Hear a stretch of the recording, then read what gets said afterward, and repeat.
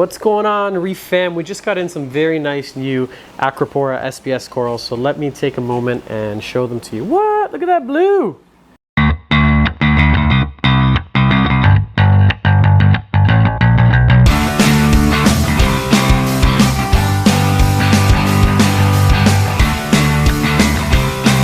Okay, my Reef fam, I hope you're all doing well. I hope your tanks are doing well.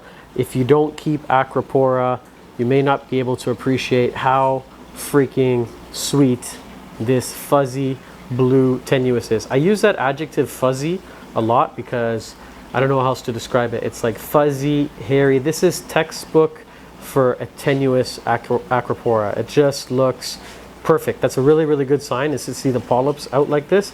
And the color is really unusual to have this really nice, deep ocean sort of blue color. This is one of my favorite Acropora species out of all of them, and it's tied very closely with this other one over here, which is Millipora. Oh, let me focus, sorry about that. But it's also often called Milli for short, M-I-L-I. That's not the correct name, it's actually a Millipora.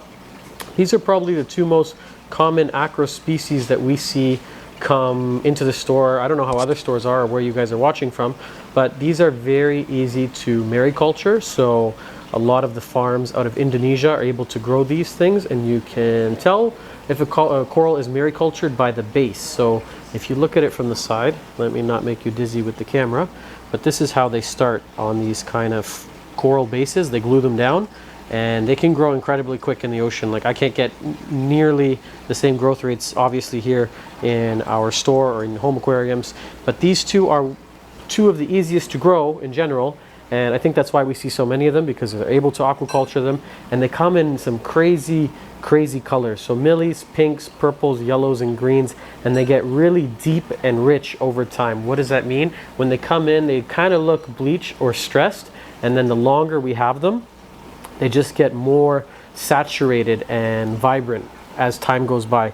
And here's another example, kind of a little bit more on the red spectrum, and like I always say, the camera's never going to pick up how nice these things are. So we have lots of corals available on our site, and I don't know how many times people come into the store and like, oh my god, they say, I saw that on the site and it's so much nicer in person. It's very tricky to photograph corals. It's even trickier to film them. So I'm doing my best to capture the colors here with the camera. Here's another type of tenuous coral. If you haven't ever tried SPS corals, look for Bird's Nest or Monty first. Actually, we did a video, I'll link in the description, of the top 5 easiest SPS corals to keep. I can't remember if these two are in there. Montipora being one of them, Monty Cap, like this one, or this classic red one, or Bird's Nest. If you can't find those, Milli and Tenuous are just as good. This is a piece that was actually grown out here in one of our own tanks. Oh, sidetrack of the day. I'm feeling it. It's coming on. We're just taking down Matt's Red Sea 170 over here. So we need to make room for this larger invert system. I don't know if you've seen some of the other videos we've done on it. We're setting it up. It's almost finished. This is all going to come down. Going to demo all that. We were just going to shift this over and keep it, but we've decided to set up actually a water box aquarium. So that's going to come down. If someone's looking for a good deal on a used Reefer 170 in white, maybe a Hydra 32, pair of Neros are coming off of there, a CJ pump. Anyways, that's a long-winded sidetrack. Let me get back to the point here. Acro, look at this one over here. I'm not 100% sure what the species is, but it is just ridiculous. This thing is well deserving of a name, and if you want to help us name it, please do so in the comments below. If you saw the other video, we asked you to help us name a really cool zoanthid, and we went with orangutan in the end. But I love seeing the different names, so get creative with this one. It's kind of greenish yellow and then finishes with a like butane blue, almost purple tip.